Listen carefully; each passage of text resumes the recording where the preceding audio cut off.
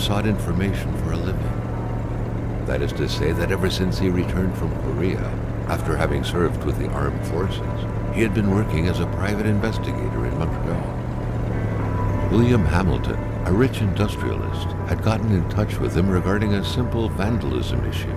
Nothing to write home about. Not worth hiring a private eye either, just so he can drive for hours on rough roads. But that's how it had always been. The client pays, Carl gets it done.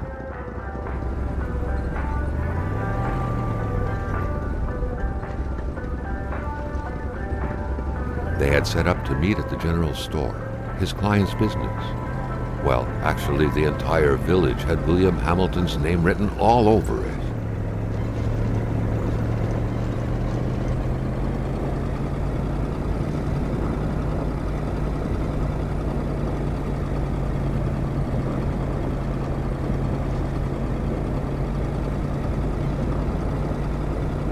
When the roads were bad, muddy, or snowed in, it was customary around these parts to close them off. But it was also customary to ignore those signs entirely and drive there anyway.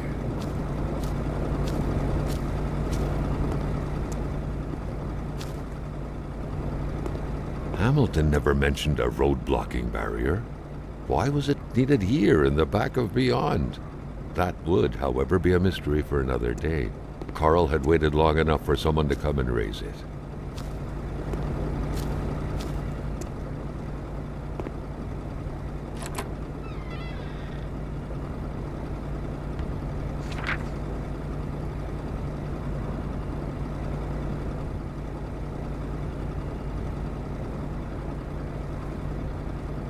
Hamilton no doubt knew who managed the barrier. Carl wanted to give him a call, but that would have been too easy though, as sure enough the line was acting up.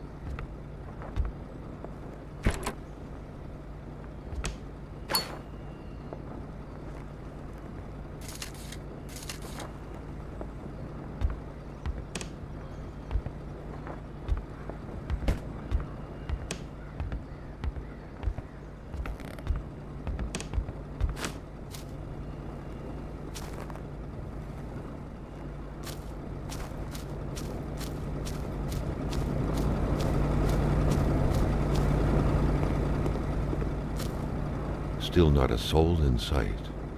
There was no point in waiting any longer. Carl had to figure this one out by himself. Hamilton is waiting for Carl in the general store. It was time for him to get down to business.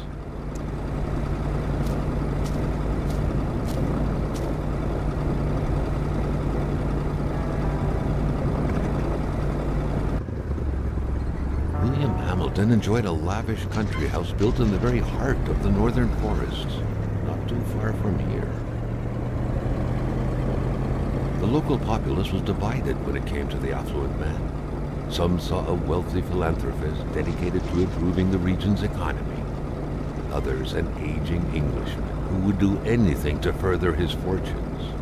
And those ones hated him enough to go on about scheming against him.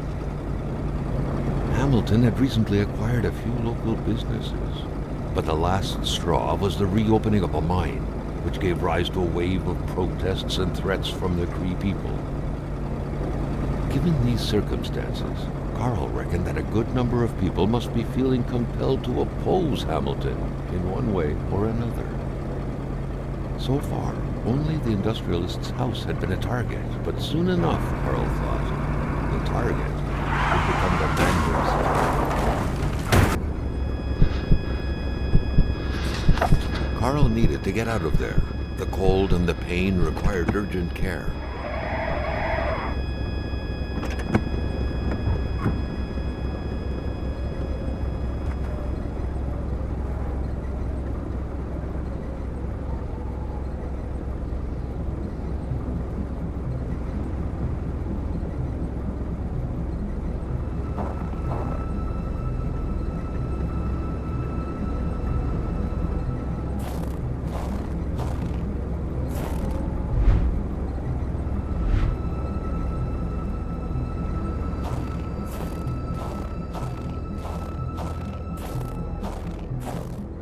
the driver had taken off.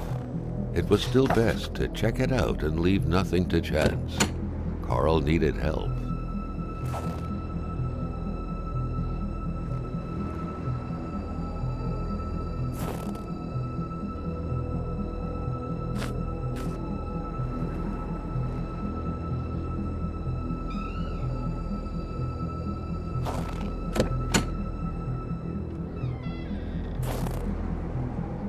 It was a small, locked box engraved with the letters W.H. Carl thought about taking it. Nothing was to be left to chance.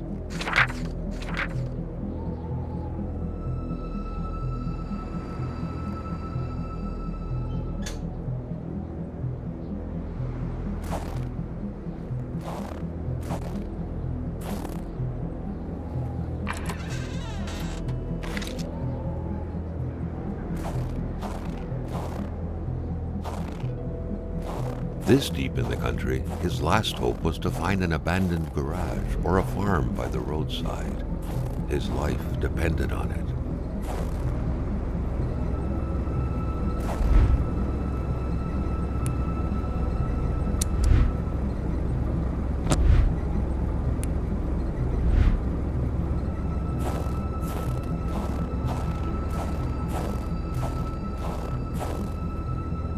Carl, ever diligent in his work, always carried his log on him, in which he scribbled down thoughts and leads alike during the course of his investigations.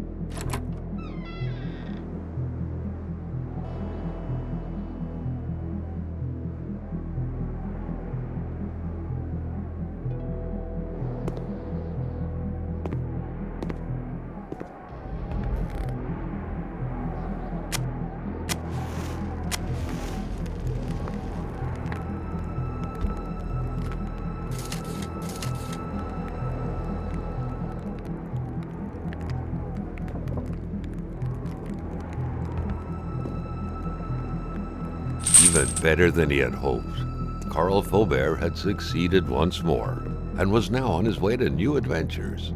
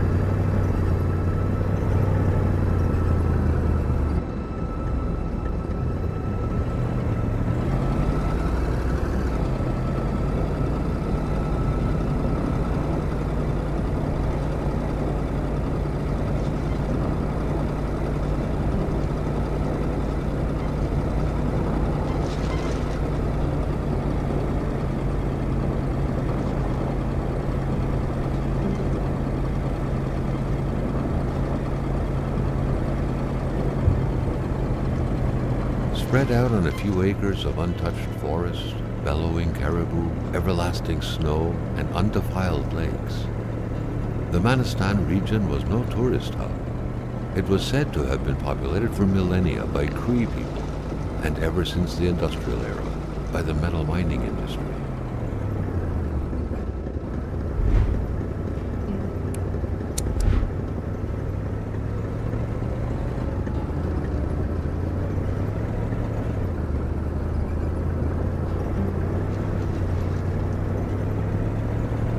The truck was running on fumes. Good thing that the general store was close by.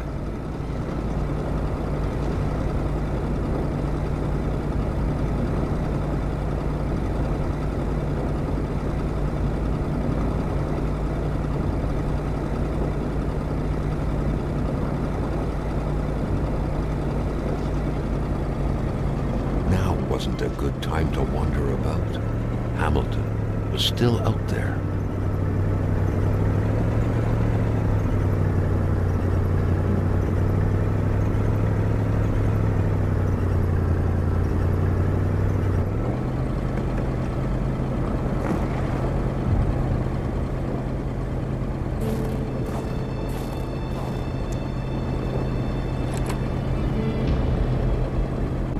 Carl had no trouble recognizing his employer.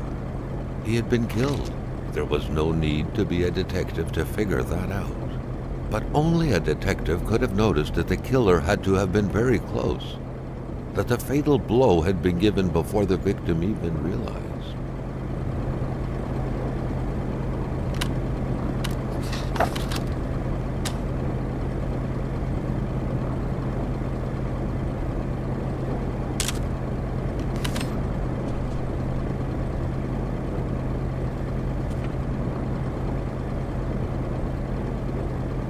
Carl felt a chill down his spine and had a terrifying realization. If Hamilton was dead, then who was going to pay him? What could be inside that envelope? Carl was taken aback. He knew this address. It was said to be the address of the P.O. box for the Canadian Secret Service.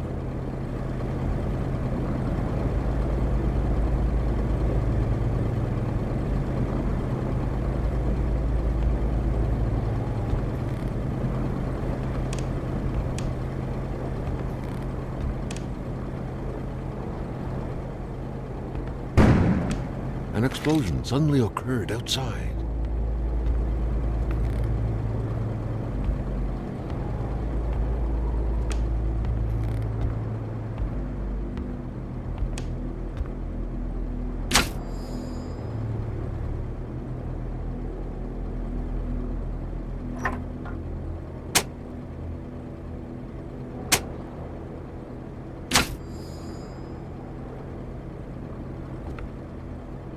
The note explained that the garage and the store couldn't be supplied with electricity at the same time.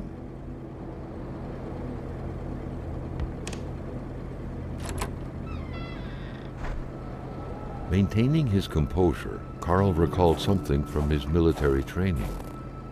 Wolves always stay away from populated areas. Wait, was it about bears?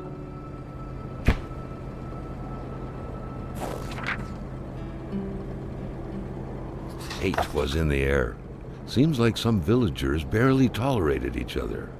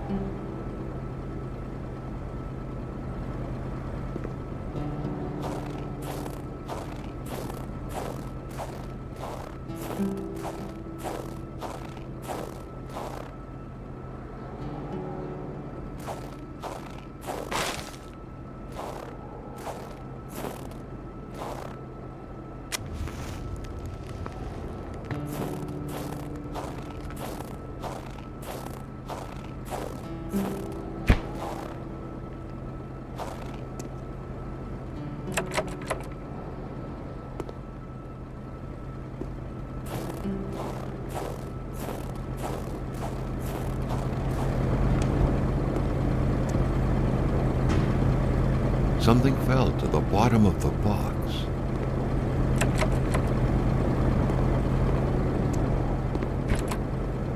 A milkman had to drive by every week to fill the bottles. The fresh milk indicated a recent visit.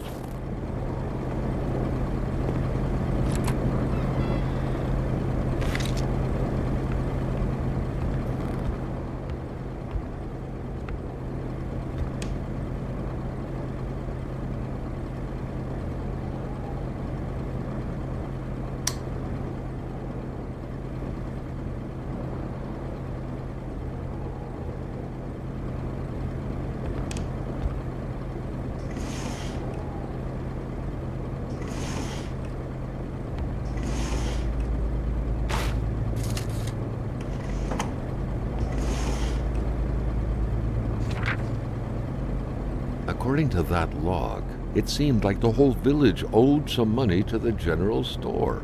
Carl was far more interested in the bunch of nearby addresses he had just gotten his hands on, though.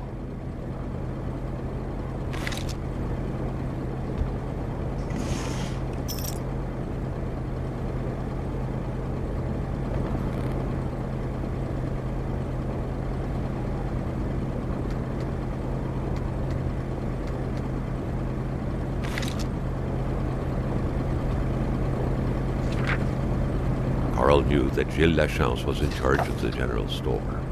That made him one of Hamilton's employees. A very angry employee, as Carl could plainly see.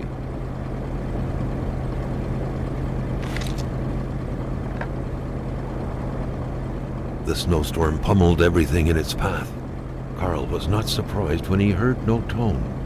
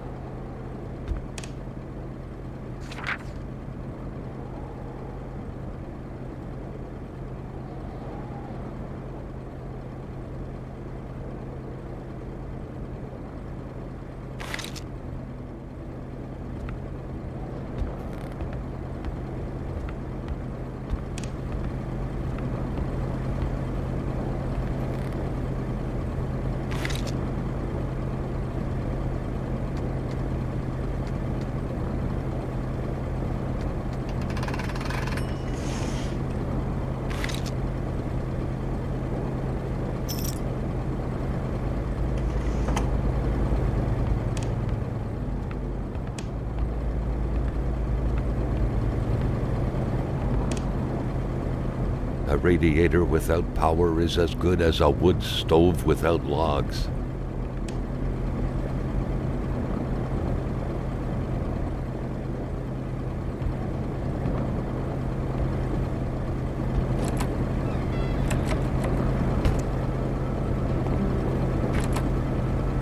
The murder weapon.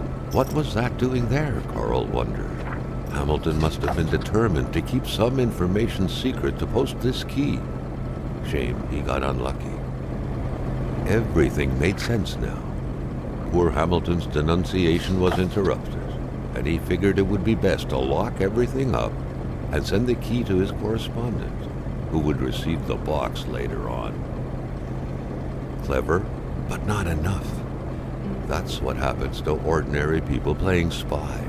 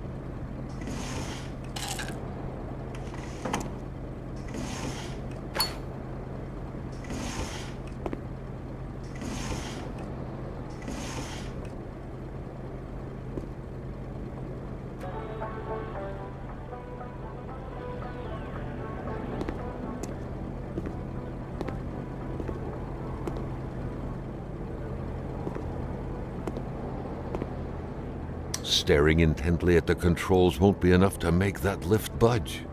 The poor thing was out of power.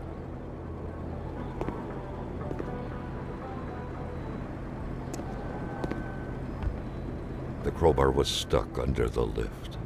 Notwithstanding Carl's imposing stature, car lifting wasn't part of his skill set yet.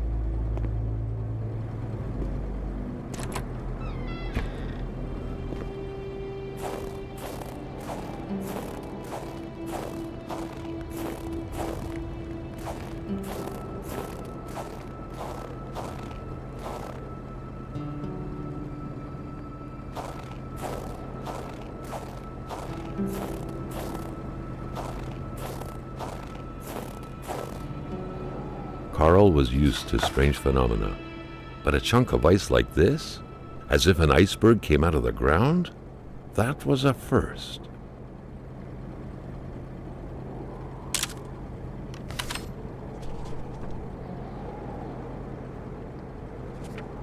Prince? Carl found a surprise at every turn. Was the camera faulty, or was it a possible lead?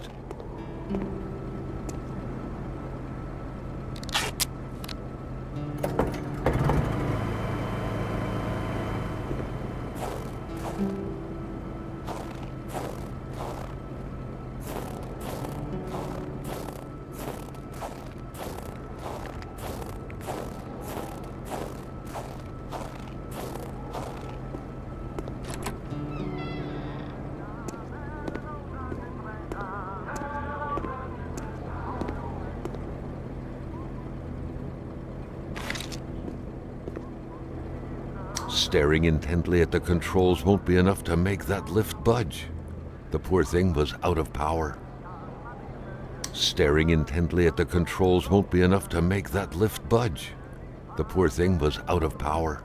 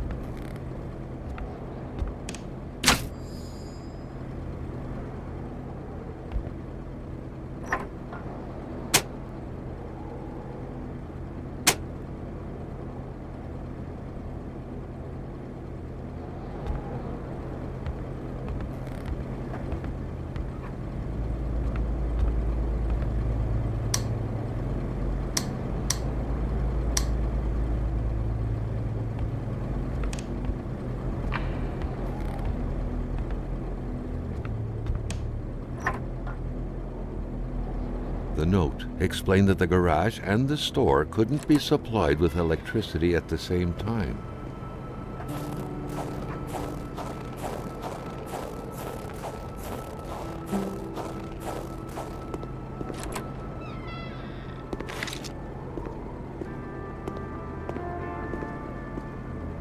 Staring intently at the controls won't be enough to make that lift budge. The poor thing was out of power.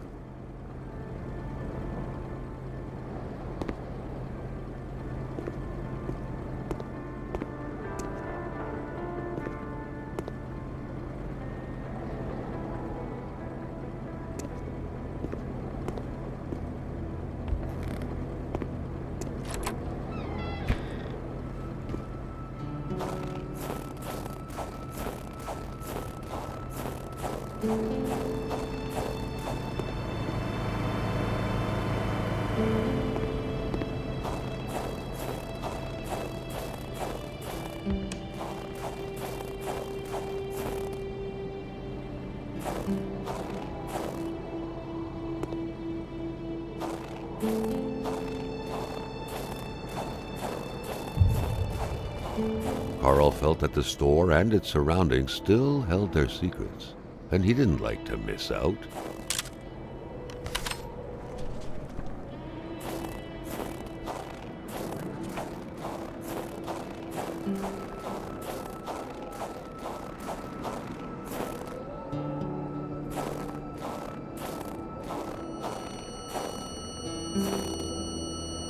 Carl wondered what the hell could that thing be. It looked like a man fossilized in ice.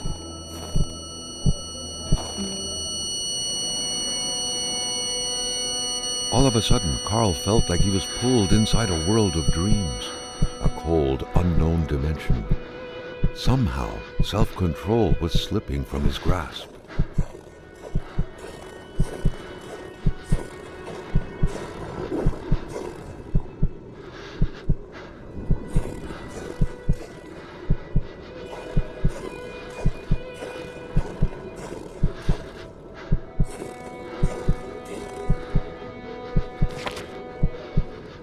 To all appearances, this was a hunting log.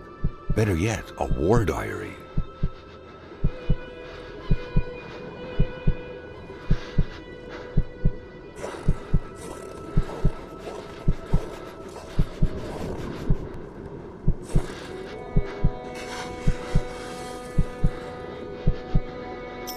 What could these engraved numbers mean?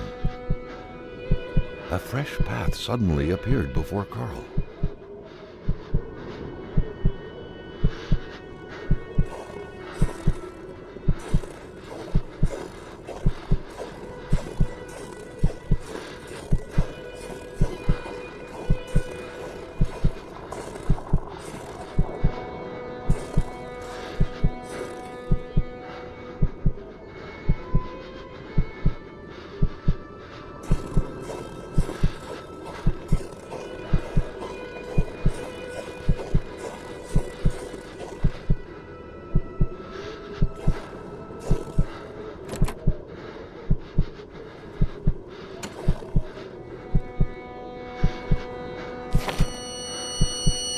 Carl had that feeling you get when you immerse your frozen hands in hot water.